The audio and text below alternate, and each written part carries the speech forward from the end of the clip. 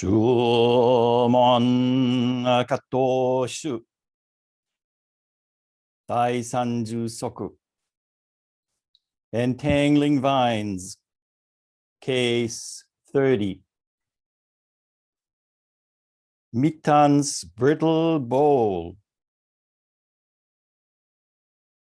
One day, Oandonge asked Mittan Kanketsu of Mount Tendo, "What is the true eye of the Dharma?" Mittan answered, "A brittle bowl." Oan accepted this reply. Sosan Gen was a strict observer of the precepts who lived at Tenjo Temple in Shusui. One day, during an informal Dharma talk, he mentioned this exchange between Oan and Mittan, commenting, "Such stories are like a broken signpost, wind bleached, sun scorched, and long abandoned by a fork in the road. Tell me, what was written on this signpost?" He recited a verse. "When the princes of Goryeo were young, they danced their horses and reveled in the spring breeze. With no thought of expense, they made pallets of gold and shot at nightingales under flowering trees." Why didn't Sosan lecture on Mittan's words, but simply recite an old poem?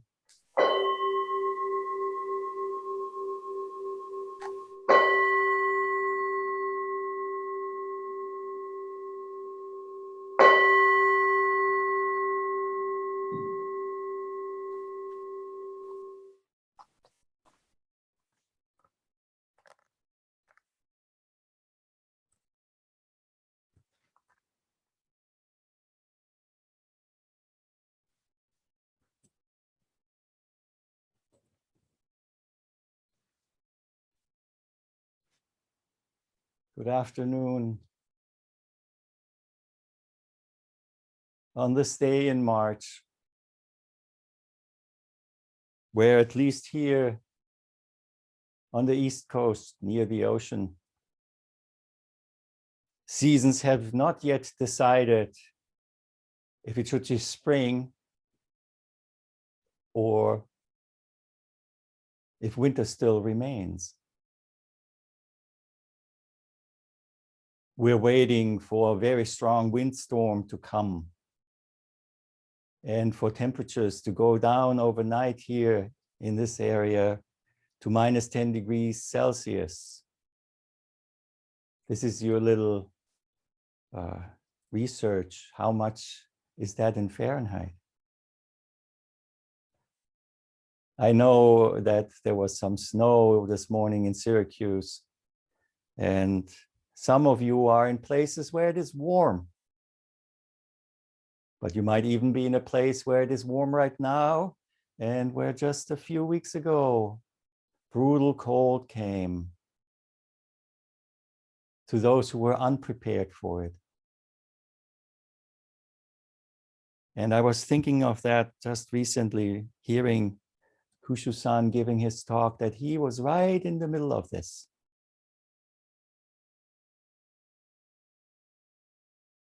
So we never know. Will it be cold? Will it be warm? But we learn to know it for ourselves. This March on Sesshin is the first March on Sesshin in 2 years. Last year, around this time, I was supposed to be at New York Zendo for the March On session. And just before it happened, the global pandemic was declared by the World Health Organization. And the Zen Study Society leadership came together. And we made this very, very difficult decision to cancel March On Session 2020. We might have even thought that, well, just wait a few weeks and we'll be able to get together again. Fat chance. A commonly shared delusion of that we can beat this in no time was dispelled. Day after day over this last year. And dispelled painfully in numbers of loss of human life. The elders, extremely hard hit. Many fell to the coronavirus.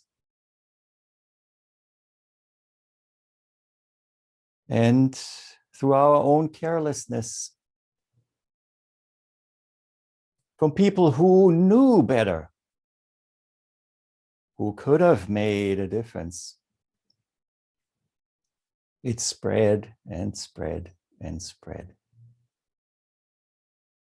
Over 500,000 of our fellow human beings in the United States accounted in the list of departed. We'll probably never know the true number. Multiple millions over the whole planet. And as it looks right now, more to come.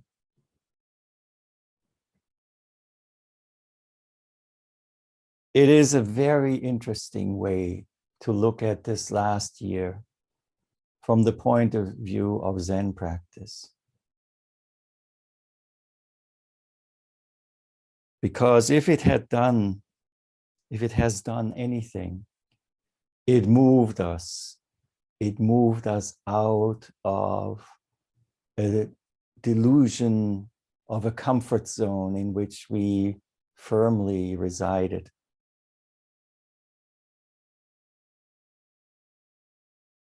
And it has become quite clear to me over this time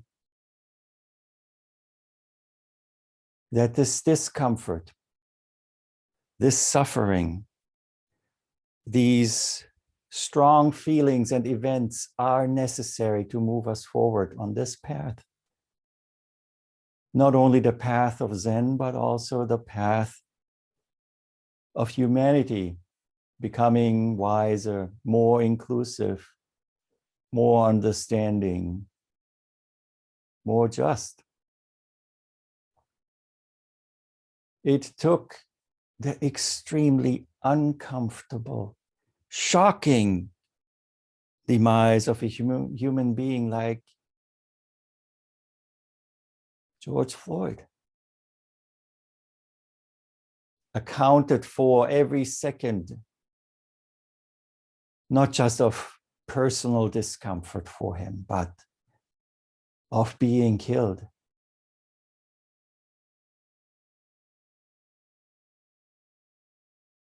Yet it was this discomfort that broke the status quo of many people to speak up and to leave that comfort zone, to go and do what's right and demand change.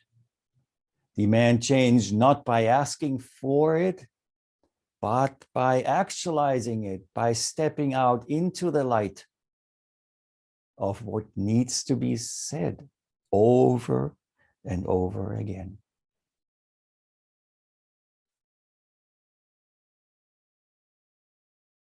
We have to realize that all of these atrocities, these ills of society, these transgressions originate in somebody's comfort zone.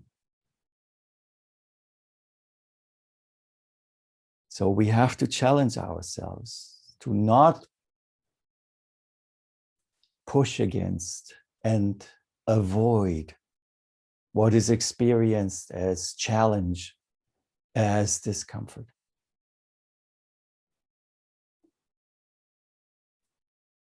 And it's not that this is a terrible thing to say. Of course, it is terrible to see death inflicted by virus, inflicted by other human beings. But with this discomfort and the ability to awaken through it and to change and move out of the limits of the normal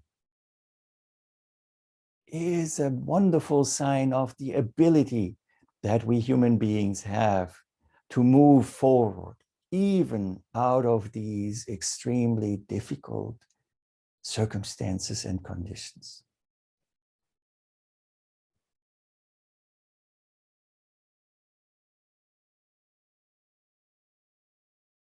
So now to the case of the day. Mittan's brittle bowl. A brittle bowl. A container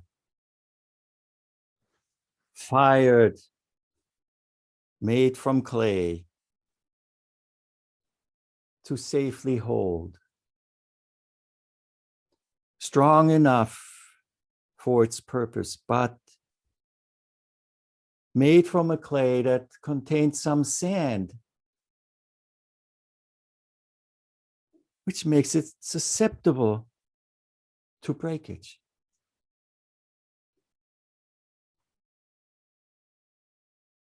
When you study the ancients, you might find the record of Seppo Gison, the Seppo Roku.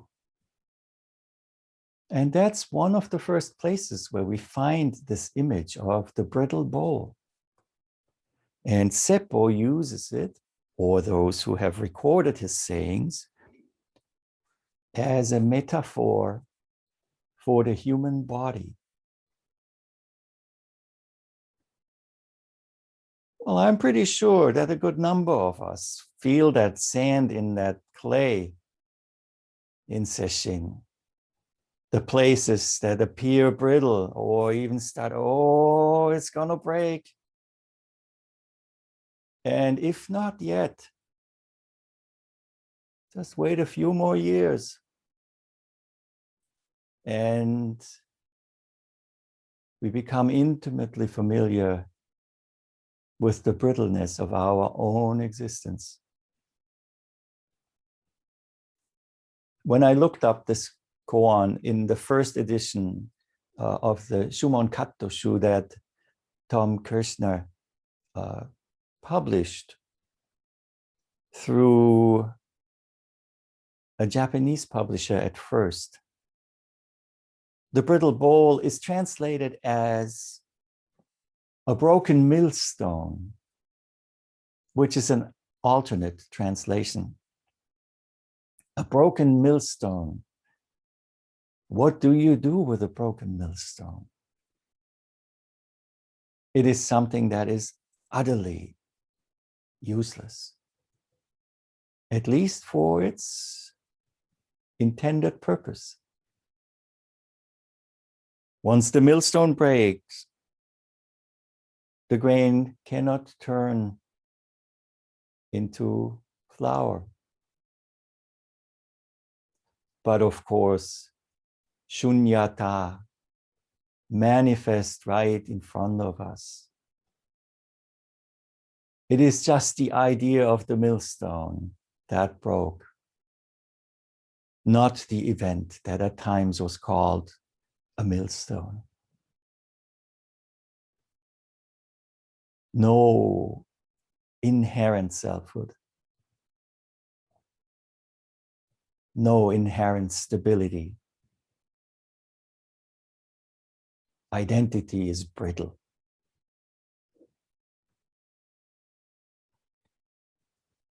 So let's follow the general way of looking at these old cases. And let's have a quick look at who we encounter here. It might have sounded familiar to you because there are names in here that we chant in our lineage chant, the Teidai Dempo. Oan Donge, Mittan Kanketsu. Those two appear straight in this koan. Oan Donge lived from 1103 until 1163, so only 60 years old. He appears in this collection, the Shumon Katoshu, in 3 cases. He was a native of the village of Ko by Yellow Plum in the present Chinese province Hubei. At age 17, he became a monk at a temple by the name of Tozenji, Eastern Zen Temple, in the same province. Later, he traveled to another place called Zuishu, where he began his Zen training under a Soto master by the name of Suinan.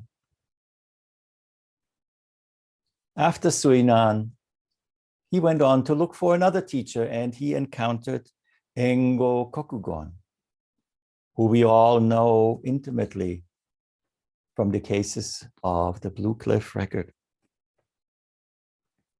Engo Kokugon himself did not take Oan Donge on as a student, but he sent him to his successor, Kokyo Joryo.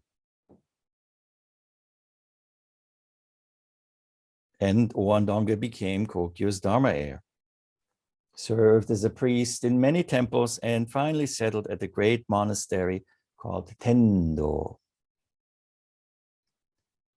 He was a contemporary of Daiei Soko, who was so important for the Zen tradition, especially the Rinzai Zen tradition.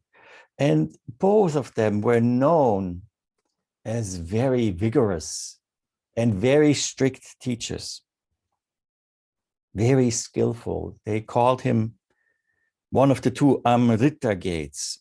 And Amrita is the Sanskrit term that was used before nirvana came into usage. So the gate to deathlessness.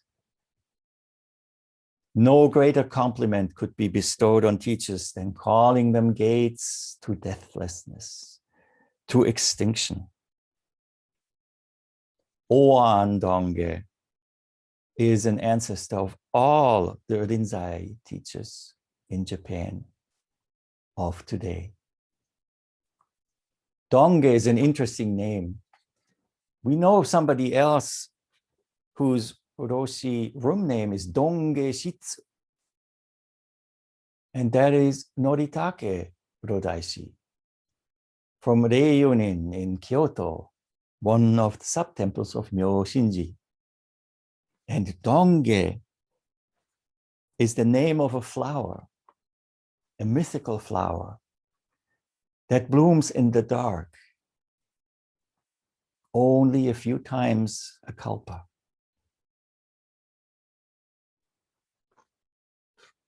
So that is the person who asked his student, Mittan Kanketsu. So Mittan We encountered, if you remember or not, Shumon Katoshu case 22-2 speaks about Mittan Kanketsu. He appears in 3 cases within this collection.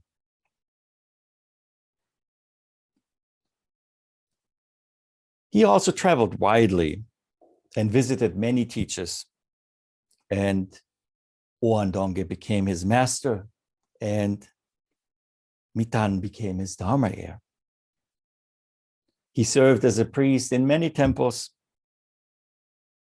and his successor, Shogen Sugaku, is in the line from which all of the Zen teachers in the Zen Studies Society originate. Remember, this is the Yogi lineage, Yogi Hoe, Hakun Shutan, Goso Hoen, Engo Kokugon, Kokyu Shoryu, Oandonge, the questioner, Mittan Kanketsu, the person giving the answer. And 3 more, and we are in Japan. Jogen Sugaku, Hunan Fugan, and Kido Chigu. And then the Japanese line begins. Mittan, Mitsu, like in the Japanese term of Mikyo, which is the esoteric Buddhism, means hidden, mysterious. And An is hermitage. A very interesting name. To illustrate what Mittan thought about his fellow Zen teachers, I was able to find some of his writings. And what he said about the Zen in the 12th century in China. He writes, "Those who have not learned are in confusion, not relying on the source. They abandon their families, quit their jobs, and wander around in misery, running north and south, looking for Zen and Tao, and seeking Buddha and Dharma, and the tongues of old monks are over the land, all over, intentionally waiting for their transmission. Unaware, they have missed the point long ago."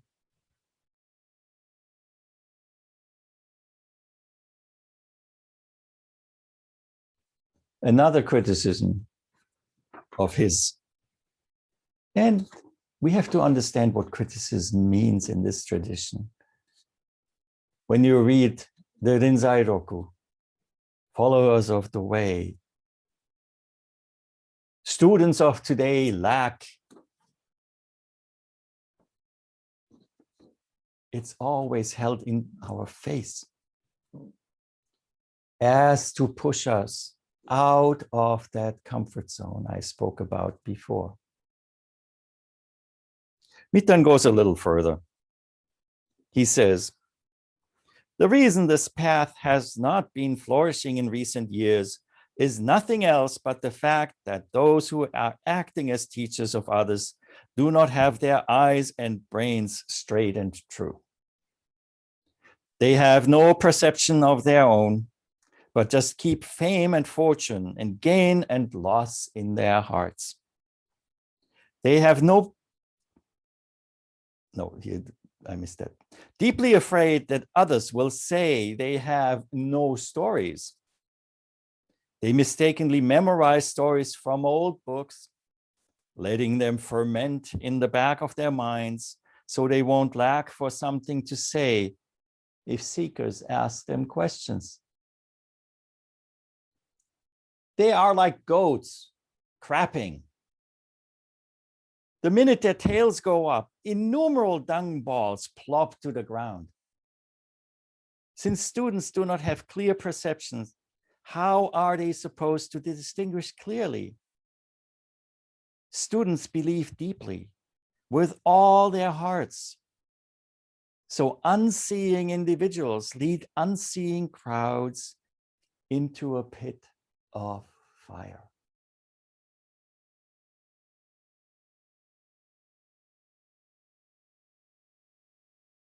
from my point of view, this is the expression of the deepest care that Mittan expresses for those who come to the Buddha Dharma to study, who come as seekers for relief.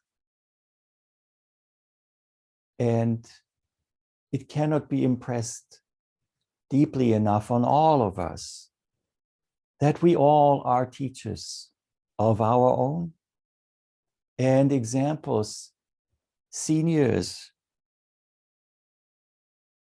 for others on this path. So we have to be careful that we don't turn into goats that spit out those little dung balls, even though they might be quite good for fermentation and for fertilization. Make sure people don't put them in their mouth. They don't taste so well. So now that we know almost all the people, the only one we are missing is the third one who appears, Sosangen.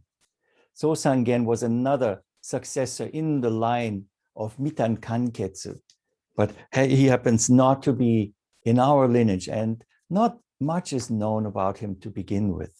There's no biographical detail that we can ascertain for Sosangen. So here's the teacher looking at the student and asking a question. What is the true eye of the Dharma? The true eye of the Dharma. Does it sound familiar? Let's think of Mumonkan case 6. Seison Nenge. The Buddha twirls a flower. On Vulture Peak, the address of the Buddha to his assembly, twirling the flower. Mahakashyapa smiling. And the Buddha speaks about this true Dharma eye. Shobogen is the Japanese pronunciation of the characters. The true Dharma eye that sees into the true nature of Dharma, the true nature of karma, the true nature of Buddha and Sangha. The Buddha said, I have the true Dharma eye, the marvelous mind of nirvana, the true form of the formless, and the subtle Dharma gate, independent of words and transmitted beyond doctrine. This I have entrusted to Mahakashyapa.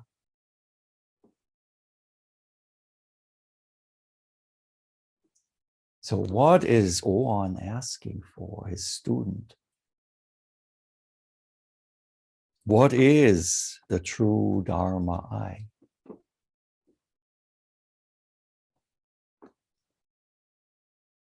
Mittan answers, a brittle bow. And his teacher accepts his answer. We spoke a little bit about the brittle bowl, the fragility of everything.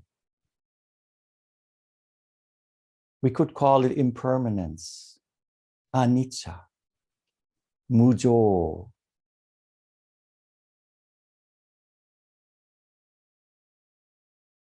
No bowl will last forever.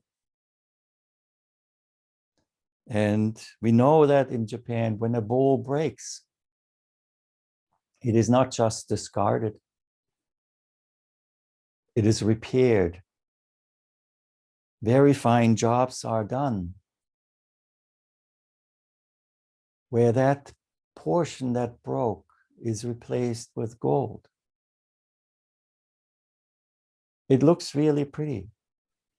And the life and usefulness of the effort of the artist, of the artisan, of the maker of the bowl is honored through that. It continues. But of course, these ideas also come here.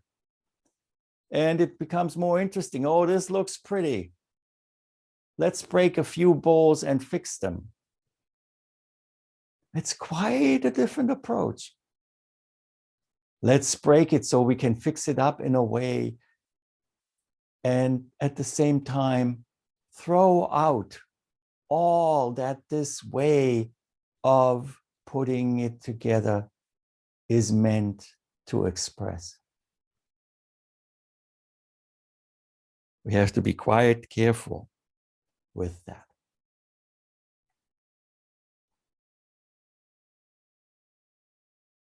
So later, I don't know how much later, a generation, 2 generations, another successor in this line of Mittan Kanketsu, during the Dharma talk, mentioned this exchange. Sosan Gen was a strict observer of the precepts.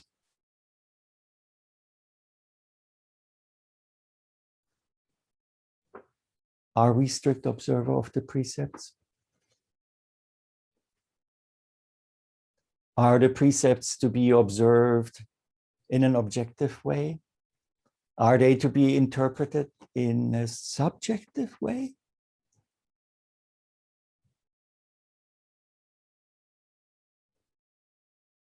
Who judges?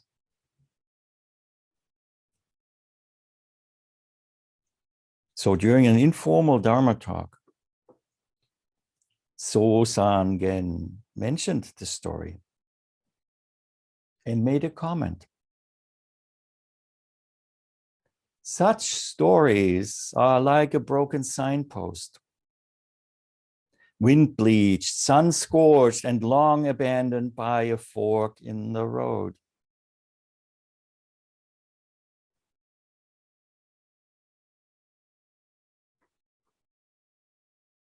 Sometimes we sit in Zazen, and some events from our past visit us. The path has already been taken. But we remember the signpost. And when we look at it, yes, just like the brittle bowl, the wood is rotting. The post is scorched by the sun. Standing there, doing what a signpost does, pointing. Wind blown, just about ready to fall over. And long abandoned at that fork.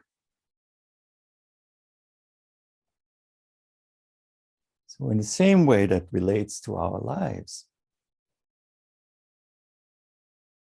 it also relates to this kind of teaching that we experience here in this tradition.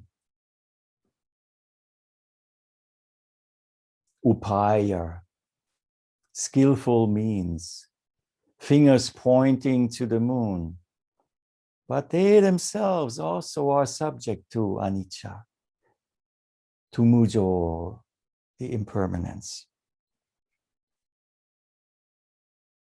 Our identities sometimes seem to be signposts like that. But if we stay with them and fixate them, yes, what will happen? We'll just stand there, not able to do anything but point, but not march on this way or that way, getting scorched by the sun,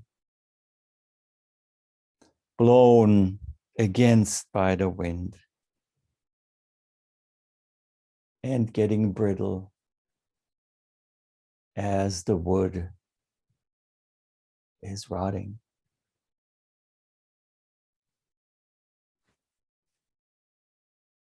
To illustrate the whole thing, Sosangen asked the question, well, tell me what was written on that signpost. Well, can't we even read it? The sun has scorched away what was written on it. The wind has blown so hard that we don't even know if it points into the right direction anymore.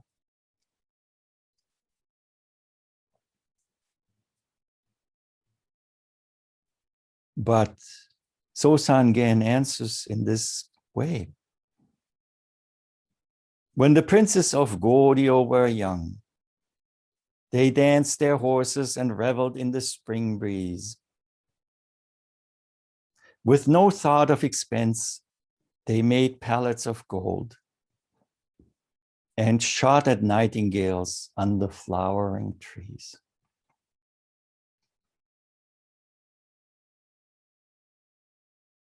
To me, at this point in 2021, this poem reads, when the inhabitants of this modern world discovered that the pandemic was ending,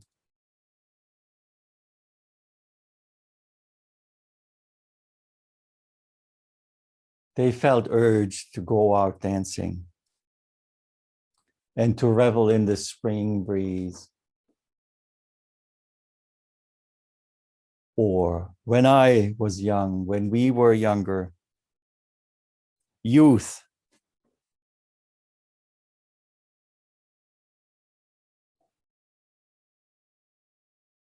made us dance, but also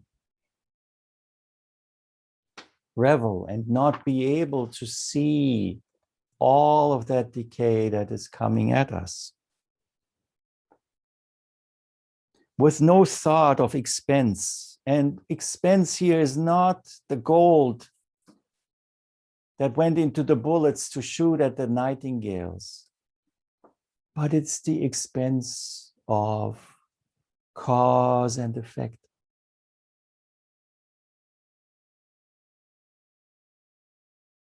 In this practice, when we revel in that spring breeze of having an insight, of feeling just a little lighter off that load of self, we still have to be careful and not start shooting at that is most precious and elusive. Even if the bullets we make are made from golden moments of our meditation, are made from golden ideas of equality, of goodness, of aspiration. Learning that the flowering trees and the nightingales are best enjoyed, first of all, by not shooting at them, but by letting them be elusive.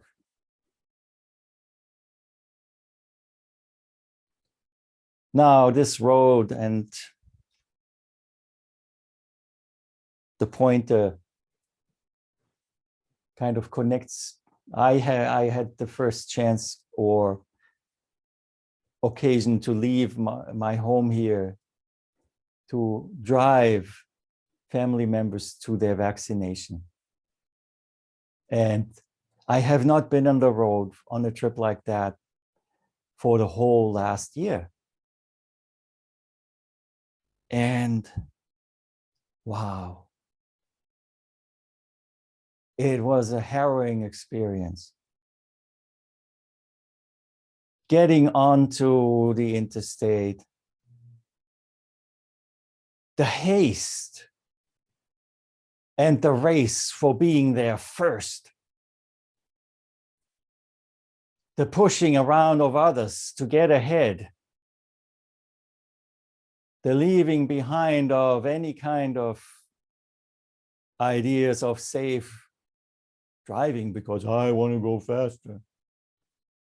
Oh, I've not been so anxious driving for a long time because the forces that are exerted by these moving projectiles on the road are not appreciated by those behind the wheel.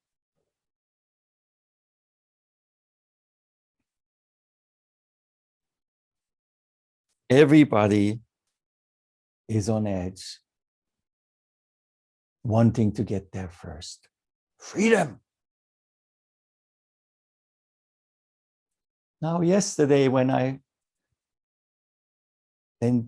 we listened to this wonderful talk about Soren Roshi, and when Shinge Roshi read from his Teisho about opening this Dharma and speaking about how important and how precious it is to have been born as a human being.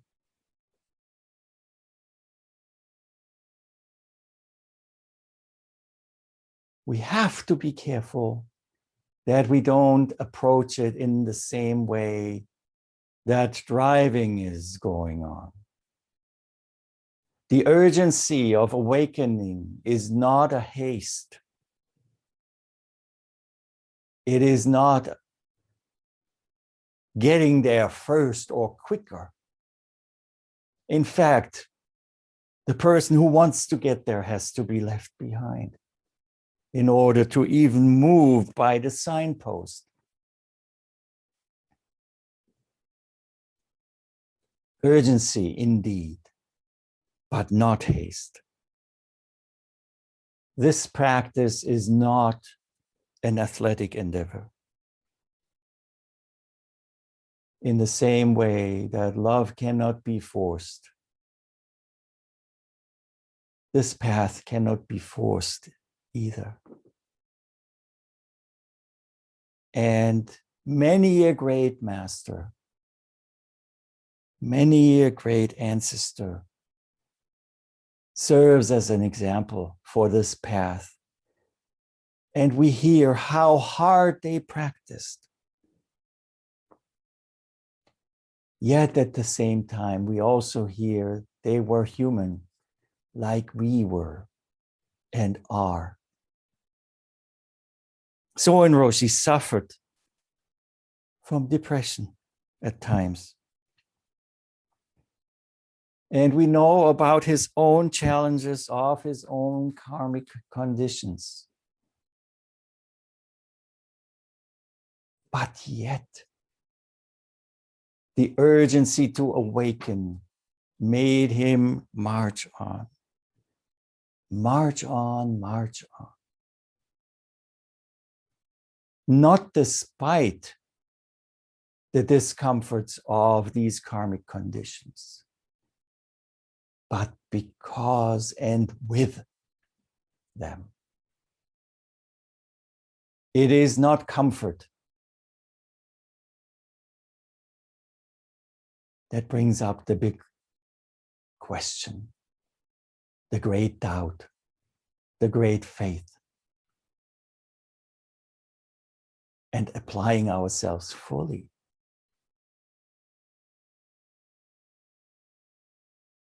Outside the comfort zone.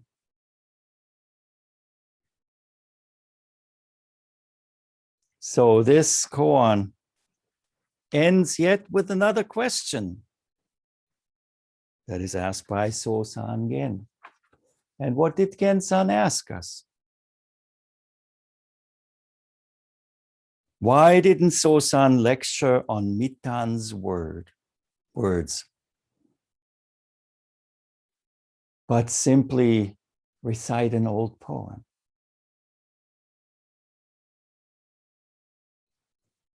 now? Here is the answer.